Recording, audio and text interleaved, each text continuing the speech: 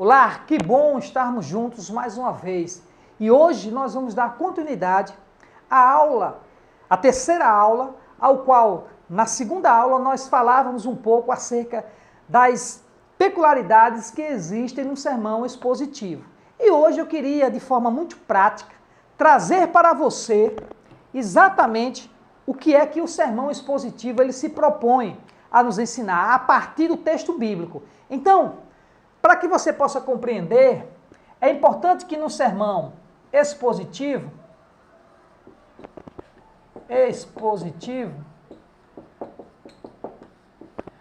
nesse sermão, nós partimos do texto bíblico, em seguida, nós vamos entender a importância de uma introdução que esteja relacionada com o texto, com a ideia do que o texto realmente quer nos dizer.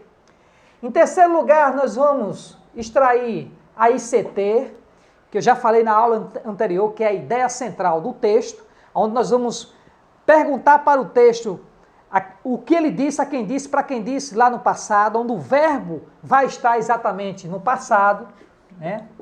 O verbo dessa ideia central, a gente vai compreender melhor isso quando eu formular aqui uma frase, o verbo tem que estar no passado. E ali eu falei que a gente vai criar uma frase no máximo com 16 palavras.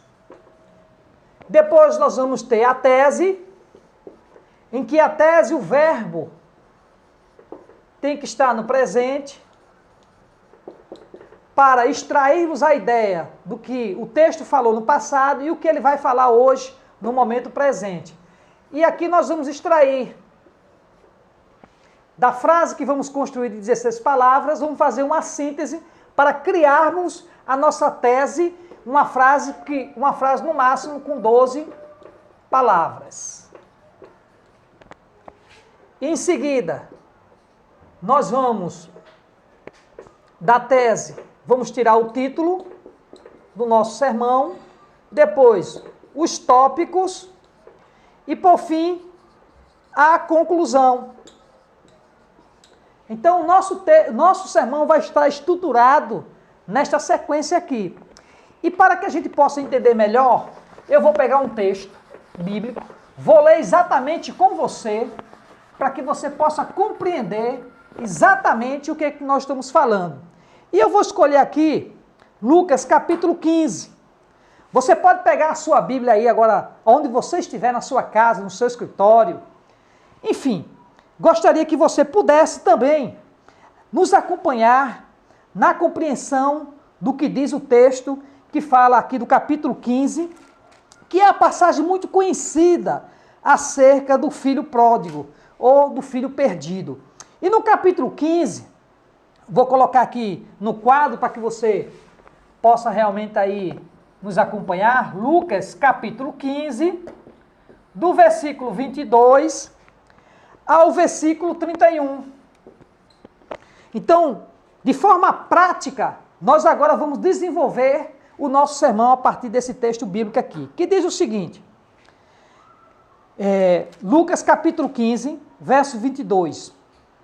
Mas o pai disse a seus servos, depressa, tragam a melhor roupa e vistam nele, coloque um anel em seu dedo e calçando seus pés, tragam um novilho gordo e mate-no, vamos fazer uma festa e alegrar-nos, pois este meu filho estava morto e voltou à vida, estava perdido e foi achado.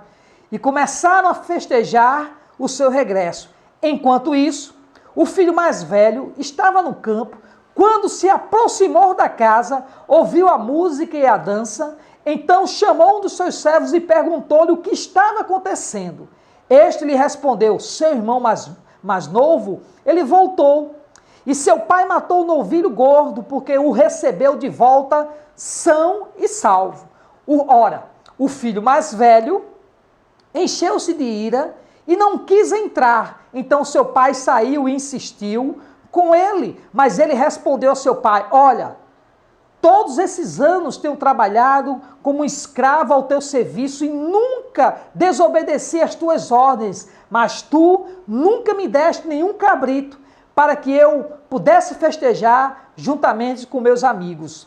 Mas quando volta a casa esse teu filho, que esbanjou os teus bens com as prostitutas, matas o novilho gordo para ele. Disse-lhe o pai: meu filho, você está sempre comigo, e tudo que eu tenho é seu, mas nós tínhamos que celebrar a volta deste seu irmão, e alegra-nos, porque ele estava morto e voltou à vida, estava perdido e foi achado. Então a pergunta que nós fazemos aqui é o seguinte: qual é a ideia central desse texto? Então, em primeiro lugar, qual é a ideia central desse texto, da passagem de Lucas capítulo 15, do versículo 22 ao versículo 31? Nós poderíamos construir assim uma frase. Aquela frase que eu falei para vocês que tem 16 palavras.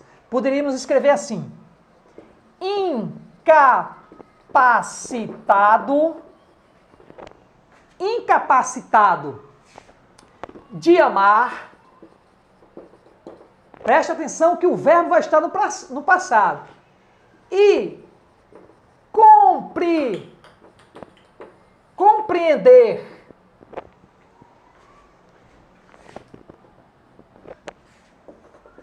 o irmão. Preste mais atenção. O irmão do pródigo. Está entendendo que eu estou extraindo a ideia central, exatamente do que o texto está querendo dizer? Ficou, olha o verbo agora no passado. Ficou do lado de fora. Mas de fora da onde? De fora da festa. Então, eu venho aqui e concluo. De fora da festa. Veja bem, qual é a ideia central que eu tiro exatamente desse texto? O que é que ele quis dizer?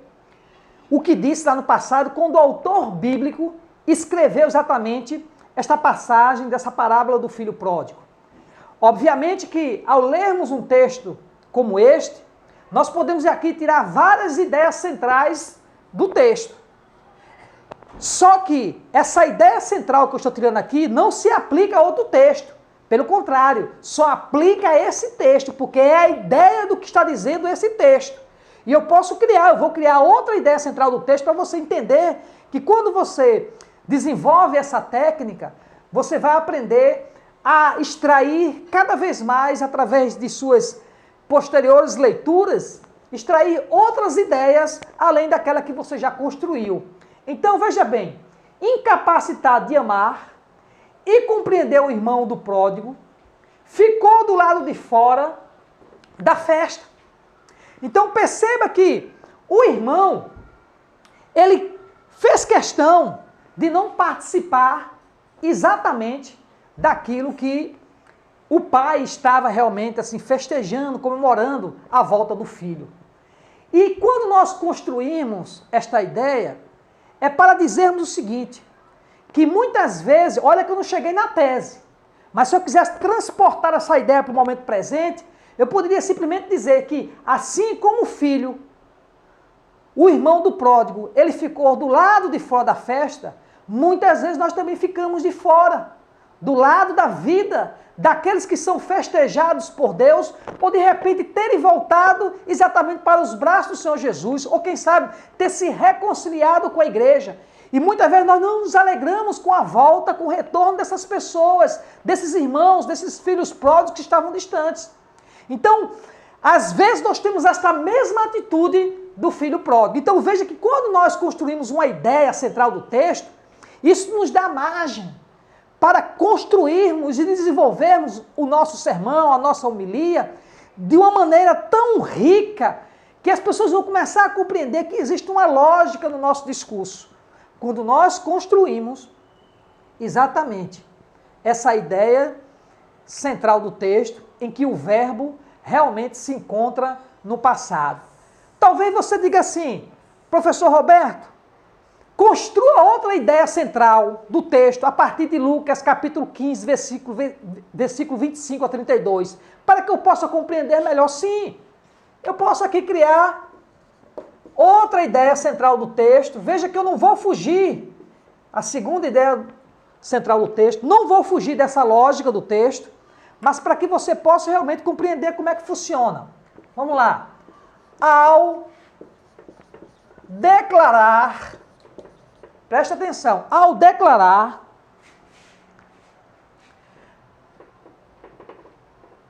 declarar-se, isso aqui para você compreender, o único homem, certo? O único homem certo. Está acompanhando aqui comigo? Você está com o seu caderno aí anotando? Vá anotando. Vírgula. O irmão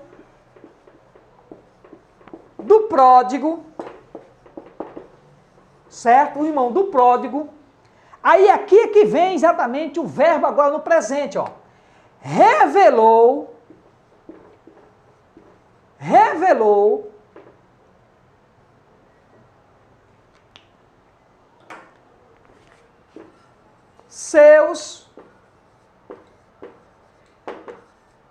seus próprios erros. Então vejam que é possível construirmos várias ideias centrais do texto a partir de uma única passagem bíblica, a partir de um único capítulo, ou de repente, às vezes, de um único versículo, somos capazes de extrairmos várias ideias do que aquele texto está querendo dizer. Então percebam que aqui na primeira ideia central do texto, nós construímos essa ideia de incapacitado de amar e compreender o irmão do pródigo, ficou do lado de fora da festa, enquanto que construímos outra ideia central do texto, onde definimos da seguinte forma: ao declarar-se o único homem certo, o irmão do pródigo revelou na verdade aqui são seus próprios erros. Seus próprios erros. Então, nesta aula nós vamos ficar por aqui.